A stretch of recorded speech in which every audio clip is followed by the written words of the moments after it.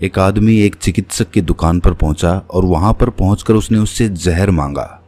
चिकित्सक ने सोचा कि कहीं यह आदमी आत्महत्या ना कर ले, इसीलिए उसने एक शीशी में रंगदार पानी भरकर और उसे अच्छी तरह से पैक करके उसे दे दिया। घर पहुंचकर उस आदमी ने अपनी पत्नी के नाम आखिरी खत लिखा। उसने उस खत को बंद किया और टेबल पर रख दिया और रंगीन पानी पीकर वहीं पर लेट गया। थोड़ी देर बाद उसके शरीर में जहर के सभी प्रभाव प्रकट होने लगे। हालत ज्यादा बिगड़ती देख उसे अस्पताल पहुंचाया गया। डॉक्टरों ने उसका निरीक्षण किया, उसकी जांच की। उन्होंने बताया कि इसने तो जहर पिया ही नहीं है, क्योंकि इसके पेट में जहर के कोई चिन्ह मौजूद नहीं है, परंतु जहर से जो लक्षण या पीड़ा शरीर में पैदा होती है वो सभी स्पष्ट दिखाई दे रहे थे। उसे ठीक होने में 1 सप्ताह लग गया। यदि उसे फौरन अस्पताल ना पहुंचाया जाता तो शायद उसकी मृत्यु भी हो सकती थी। दोस्तों, विज्ञान ने यह सिद्ध कर दिया है कि मनुष्य की भावनाओं का उसकी शारीरिक क्रियाओं पर बहुत गहरा प्रभाव पड़ता है। इस बात के भी अनेक प्रमाण मौजूद है कि यदि कोई आदमी बीमार हो परंतु उसका मन शांत हो तो वो जल्दी अपनी बीमारी से छुटकारा पा सकता है। ऐसा रोगी जल्दी ठीक हो सकता है। परंतु इसके विपरीत यदि किसी आदमी को कोई छोटी मोटी बीमारी भी हो लेकिन उसके मन में कोई शंका, डर या फिर कोई चिंता बसी हुई हो तो ऐसे रोगी को ठीक करना बहुत मुश्किल हो जाता है। आपको ये बात कभी नहीं भूलनी चाहिए कि खून की गति और हमारे शारीरिक स्वास्थ्य में सीधा संबंध होता है। यदि खून की गति में कोई गड़बड़ हो जाती है तो हम रोगी हो जाते हैं, और इसके विपरीत यदि वो ठीक तरह से चलती है तो हम स्वस्थ रहते हैं। आप ये तो जानते ही होंगे कि मन में जो उथल पुथल होती है वो हमारे खून के प्रवाह को भी प्रभावित करती है। मन में जो भी परिवर्तन होता है वो स्पष्ट रूप से हमारे खून के बहाव में भी परिवर्तन कर देता है। क्रोध आने पर, कोई डर उत्पन्न हो जाने पर अथवा किसी प्रकार की दुर्घटना घट जाने पर हमारे खून के प्रवाह के प्रमुख स्रोत हृदय पर फौरन प्रभाव पड़ता है। आपको ये भी पता होगा कि क्रोध आने पर रक्तचाप बढ़ जाता है। ऐसा कहा जाता है कि यदि घोड़े का मालिक घोड़े को चाबुक लगाए या यूं कि उसे डांटे फटकारे तो घोड़े के हृदय की धड़कन 10-12 बार प्रति मिनट अधिक तेज हो जाती है। क्रोध, चिंता, भय या फिर अन्य किसी भी प्रकार के मानसिक कष्टों, क्लेशों एवं तनाव आदि से खून के प्रवाह में भारी परिवर्तन होता है। उस परिवर्तन का शरीर के अंगों पर भी प्रभाव पड़ता है। वे रोगों को ग्रहण करने लगते हैं और इस प्रकार मनुष्य की आयु कम होने लगती है। मन में बीमारी के दूर होने के प्रति जितना शक होता है, रोग के कारण जितनी चिंताएं अधिक बढ़ जाती हैं, तो रोग जितना कष्टकारी होता है उससे भी ज्यादा कष्टकारी हो जाता है। शरीर पर मुर्दनी सी छा जाती है तथा निरंतर मनहूसियत छाई रहने से रोग शरीर को आ घेरने लगते हैं। आपने ये भी महसूस किया होगा कि अपमान या अन्याय होते ही आपका मन मस्तिष्क तुरंत विद्रोह कर उठता है तथा उसमें एक विस्फोट सा हो जाता है। इससे ये सिद्ध होता है कि भावनाओं का हमारे शरीर के सेल्स से बड़ा गहरा संबंध होता है। डर का भी मानव शरीर के विभिन्न अंगों जैसे गुर्दे, हृदय और पाचन अंगों पर तुरंत ही प्रभाव पड़ता है, और कभी कभी तो ये प्रभाव बड़ा घातक भी सिद्ध होता है। वास्तव में कोई विरला इंसान ही ऐसा होगा जो भय रहित होकर, डर से मुक्त होकर जीवन का पूर्ण आनंद प्राप्त कर सका हो। हम पूरी तरह निश्चिंत कभी हो ही नहीं पाते। आनंद का कोई क्षण जब कभी हमारी ओर आता है तो हमारे मन में बैठा हुआ डर उसे उड़ा देता है। क्या आप बता सकते हैं कि अब तक आपके जीवन में आनंद के कितने दिन आए? कितने दिन आप चिंताओं से मुक्त रहे? और आपके जीवन में कितने दिन ऐसे बीते कि जब आप दिन भर मुस्कुराते रहे? संभव है कि हमारे मन में डर की जड़ें बचपन से ही जमी हों। ये डर बाल्यावस्था से ही आरंभ हुआ हो, क्योंकि प्राय सभी देशों में बूढ़ी आया या दादी नानी बच्चों को ऐसी कहानियां सुनाया करती हैं जिनसे बच्चों के कोमल मन पर डर की एक छाया सी पड़ जाती है। परियों, भूत प्रेतों और राक्षस आदि की कथाओं से डर बच्चों के मन में अपनी जड़ें जमा लेता है, और बचपन से ही हमारे मन में बैठा हुआ ये डर कार्य के आरंभ में, कार्य के बीच में और सफलता के निकट पहुंचने तक हमें सताता रहता है। बचपन में हम किसी परछाई को देखकर डर जाते थे। उसकी इतनी गहरी छाप हमारे मन पर पड़ी रहती थी कि हम सदा यही सोच सोच कर डरा करते थे कि कहीं ये ना हो जाए, कहीं ऐसा ना हो जाए, कहीं वैसा ना हो जाए। अब क्या होगा? अधिकतर ये सभी प्रकार के डर हमें इतना कष्ट पहुंचाते रहते हैं कि किसी कष्ट को भोगने के बाद भी हमें उतना दुख नहीं होता जितना दुख हम पहले ही भोग चुके होते हैं। प्राय सभी लोगों के अंतर्मन में किसी न किसी प्रकार का डर छिपा रहता है, चाहे वो बीमारी का डर हो, दुर्घटना का डर हो, व्यापार के घाटे का डर हो, नौकरी छूट जाने का या फिर मृत्यु का डर हो। कोई ना कोई डर हमेशा छिपा रहता है और केवल छिपा ही नहीं रहता, वो अंदर ही अंदर हम पर आक्रमण करता रहता है और हमें खोखला कर देता है। कुछ लोग यात्रा करते हैं तो उनके मन में दुर्घटना की आशंका बनी रहती है। कुछ लोग ऐसे होते हैं जिन्हें किसी बीमारी का डर जीवन भर घेरे रहता है।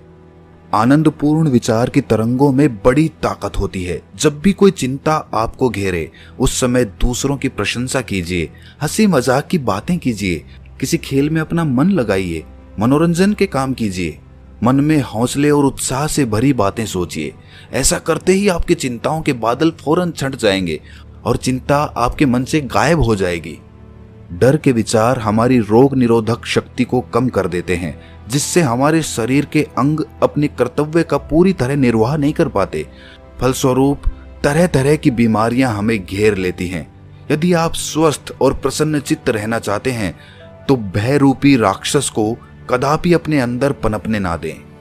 आप अपनी कल्पना से ही मन में डर की स्थापना करते हैं, वास्तव में उसकी कहीं भी कोई सत्ता नहीं होती। जब आप अपने अंदर की कमी महसूस करते हैं तब डर उत्पन्न हो जाता है और यही डर बीमारियों और संकटों को आपके साथ जोड़ देता है। ये प्राकृतिक नियम है कि जिस वस्तु से हम डर जाते हैं वही वस्तु हमारी ओर आकर्षित हो जाती है। आपने बहुत से लोगों को ये कहते सुना होगा कि मुझे डर है कि ये काम नहीं बनेगा।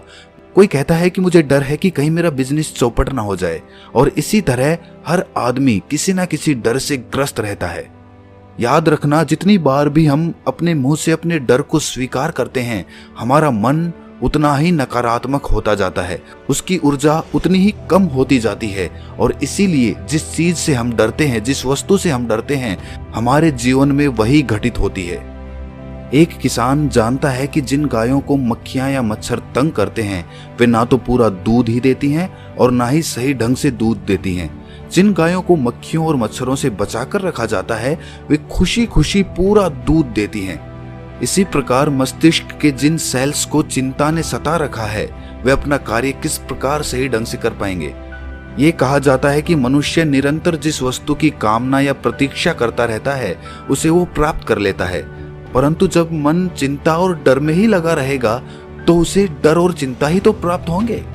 डर और चिंता से हमारी नाड़ियों का संतुलन बिगड़ जाता है।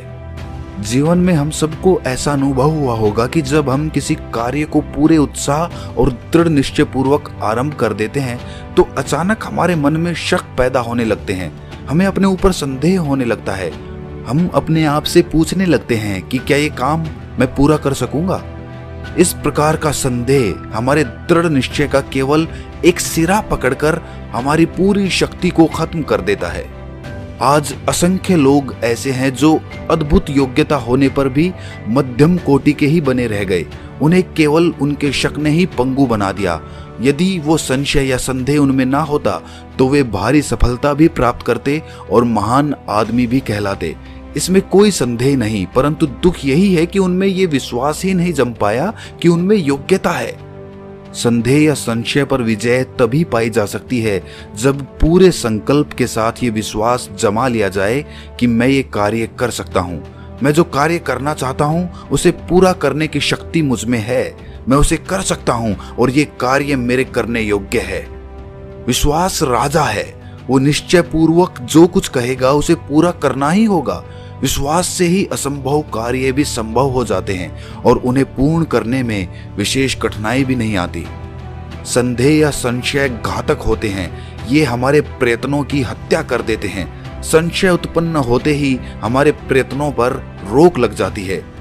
जब आप किसी कार्य के संबंध में उसके सब पहलुओं पर विचार करके ये निश्चय कर लेते हैं कि आपको क्या करना है और आप अपना मार्ग भी निर्धारित कर लेते हैं, तब आपको चाहिए कि संशय आपके मन में प्रवेश ना कर सके, कोई भी नकारात्मक विचार आपके मन में ना आने पाए। उससे अपनी योजना को नष्ट मत होने दीजिए। किसी भी काम के लिए कोशिश शुरू करने से पहले ही सब पहलुओं पर सावधानी पूर्वक विचार कर लीजिए और एक बार मन में निश्चय कर लेने पर कि इस कार्य को किस प्रकार करना है, अपना कार्य करते जाइए और निरंतर करते जाइए। जिन लोगों ने अपने मन में संशय को स्थान नहीं दिया, वे ही इतिहास में अपनी अमिट छाप छोड़ गए हैं। प्रत्येक मनुष्य के दो स्वरूप होते हैं, परंतु उसका विश्वास स्वरूप सदा ही छिपा रहता है, क्योंकि वो अपने को छोटा ही समझता रहता है। वो अपने विशाल स्वरूप की कल्पना भी नहीं कर सकता। वे नहीं जानते कि उनके अंदर एक ब्रह्मांड बसा हुआ है, लेकिन अब तक वो प्रकट नहीं हुआ। डर के कारण वो अब तक अंदर ही दबा रहा। एक नौजवान युवक ने एक बहुत बड़े विश्वविद्यालय से स्नातक की उपाधि प्राप्त की। उसके बाद वो नौकरी की खोज में निकल गया। कई महीनों तक उसे नौकरी नहीं मिली और वो निराश हो गया। उसमें स्वाभिमान कूट कूट कर भरा था। पैसे खत्म हो जाने के कारण उसे 2 दिन से खाना भी नहीं मिल पाया था और किराया ना दे पाने के कारण उसके रहने का कमरा भी छूट गया था। वो कई रातें बगीचे में सोकर बिताता रहा, बेंच पर सोता रहा, लाचारी से करवटें बदलता रहा।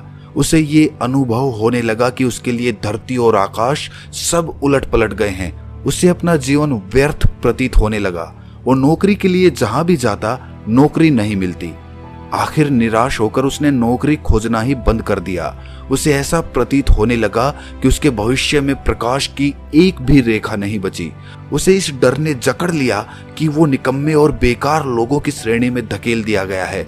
उसके कपड़े फटने लगे थे। अब उसकी वो दशा हो गई थी कि इस वेश में वो किसी के सामने नहीं जा सकता था और कहीं भी वो जाने की कोशिश करता तो उसे धिक्कार कर बाहर निकाल दिया जाता। बहुत कोशिश करने पर उसे एक रद्दी होटल में बर्तन मांजने की नौकरी मिल गई। इससे उसकी रोटी तो जैसे तैसे चलने लगी, परंतु सोने के लिए उसे अब भी बाग में ही सोना पड़ता था।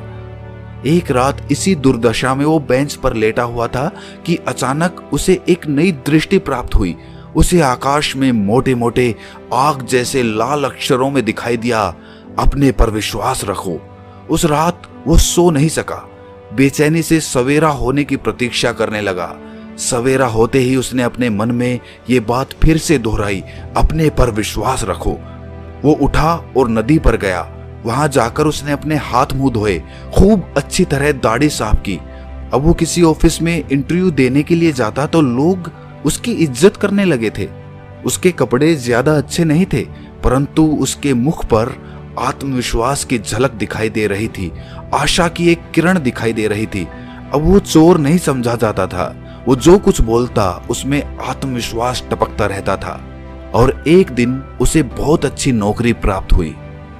दोस्तों, डर हमारे मन को कमजोर कर देता है, हमारे दिमाग का, हमारे मन का संतुलन बिगाड़ देता है और आत्मविश्वास कुछ ना होते हुए भी राजा की तरह जिंदगी जीना हम में एक अद्भुत शक्ति पैदा करता है, जिस शक्ति का इस्तेमाल करके हम दुनिया में कुछ भी हासिल कर सकते हैं। लगे रहिए, आत्मविश्वास रखिए अपने ऊपर और अपने मन में किसी भी डर के लिए, किसी भी संशय के लिए कोई जगह खाली मत छोड़िए। तो मानव शरीर मिलना अपने आप में एक दुख होता है और बीमारियों के बारे में सोच सोचकर हम इस दुख को और ज्यादा बढ़ा लेते हैं। हम सबको पता होता है कि जीवन की अलग अलग अवस्थाएं होती हैं। बचपन, जवानी, बुढ़ापा सब बारी बारी से आता है और ये भी पता होता है कि उम्र बढ़ने के साथ उसमें बीमारियां भी आएंगी। लेकिन इसका पता होते हुए भी हम इतने डरे डरे रहते हैं कि ये बीमारियां हमारे मनो मस्तिष्क पर अपना कब्जा जमा लेती हैं। जो लोग शारीरिक पीड़ा होने पर भी हमेशा खुश रहते हैं, ऐसे लोग दूसरों के लिए एक उदाहरण छोड़ जाते हैं। वो छोड़ जाते हैं जिंदगी जीने का तरीका। लोगों को ऐसे लोगों से सीखना चाहिए जिनके पास कुछ नहीं है, धन संपदा तो छोड़ो, उनके पास अपना शरीर भी स्वस्थ नहीं है और फिर भी वो लोग हंसी खुशी से जीते हैं। हाँ, आप सही सुन रहे हैं, मौजूद हैं ऐसे लोग, हमारे आसपास ही देखने पर मिल जाएंगे, लेकिन हम उनकी तरफ कभी ध्यान ही नहीं देते। हमें दुनिया में अपना दुख ही सबसे बड़ा दुख लगता है, लेकिन जब आप बाहर निकलकर देखेंगे तब आपको पता चलेगा कि आपसे भी ज्यादा दुखी लोग यहाँ पर मौजूद हैं और बावजूद इसके वो खुशी खुशी अपना जीवन जीते हैं। अगर सोचने से, चिंता करने से दुख दूर हो जाते तो सभी के दुख दूर हो चुके होते, क्योंकि अधिकतर लोग सिर्फ चिंता करते हैं, दुख में रहते हैं, लेकिन उनके जीवन में कुछ भी नहीं बदलता। उनका जीवन वैसे का वैसा चलता रहता है, बल्कि उससे भी ज्यादा दुखी हो जाता है। किसी ने क्या खूब कहा है, अगर मजे में जीवन जीना है तो हमेशा विपरीत परिस्थितियों में खुश रहना सीखो। जब भी कोई दुख आए मुस्कुराओ, हंसो और अपने आप से कहो कि यही तो जीवन है, यही तो जीने का तरीका है। दुख आते हैं उनको झेलते जाओ, मुस्कुराते हुए झेलते जाओ। झेलना शब्द भी गलत है। आप उस दुख के साक्षी बने रहो, उसे देखते रहो और धीरे धीरे आपको पता चलेगा कि सुख और दुख सिर्फ एक नाटक की तरह होते हैं। नाटक बदलता है तो सिचुएशन बदल जाती है, कभी सुख होता है तो कभी दुख होता है और हम उसमें सिर्फ अभिनय कर रहे होते हैं, अभिनेता होते हैं। लेकिन हमारी भूल यही होती है कि हम उस नाटक को ही सच्चाई मान बैठे हैं। नाटक में ही इतना घुल मिल गए हैं या फिर नाटक में ही इतना मजा आने लगा है कि वही जीवन की सच्चाई बन गया है। लेकिन वास्तविकता में ऐसा कुछ भी नहीं है, क्योंकि जिस भी चीज को आप यहाँ पर संजो के रखने की कोशिश करोगे वही चीज जीवन के अंत में आपका साथ छोड़ देगी। तो फिर ये नाटक नहीं तो और क्या है? आप क्या संग्रह करना चाहते हैं? अपने शरीर को कितना ही बचाओगे, कितनी ही बीमारियों से उसे दूर रखोगे, वो तो एक दिन खत्म हो ही जाएगा। इस कथन का मतलब ये बिल्कुल नहीं है कि अपने ऊपर ध्यान ही मत दो, अपनी चिंता ही मत करो, अपने शरीर की देखभाल ही ना करो। वो सारी चीजें हमें करनी चाहिए, लेकिन उसके बारे में व्यर्थ में चिंता करना, हमेशा सोचते रहना, बीमारियों के बारे में नाना प्रकार की बातें अपने दिमाग में लाना, वो सब बेफिजूल होता है। हमारे जीवन के कीमती पलों को खा जाती है ये चिंता। जो समय आप हंस के आनंद में बिता सकते थे वो समय आप चिंता में बिता देते हैं। अगर आप अपनी जीवन शैली के 24 घंटे देखें तो आपको पता चलेगा कि आप कितना समय चिंता में बिता देते हैं। शायद आप खुशी और आनंद से भरपूर आधा घंटा भी नहीं अपने साथ बिताते होंगे। तो मिलते हैं किसी अगली कहानी में, तब तक के लिए अपना ख्याल रखें।